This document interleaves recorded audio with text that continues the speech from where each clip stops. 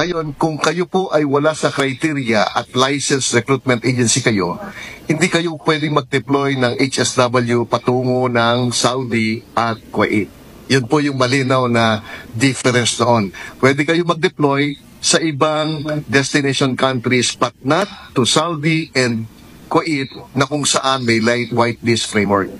Yung FRA ay may isang empleyado na magmo-monitor ng kanilang mga tinanggap at mga dineploy na OFWs sa iba't ibang employers sa destination countries. Aalamin nila ang sitwasyon, tatawagan nila, at kung may problema, tutulungan nila. Nisigurado natin na yung may magandang track record lamang makakapag-deploy ng mga domestic workers. And of course, we have bilateral labor agreements with the major countries, na major destinations ng OFWs. Sa kontrata, kailangang naka-attach ang job description. So kung labas sa job description ang gagawin ng residential support staff or residential support worker, then i-report niya yan kasi it's a violation of the contract.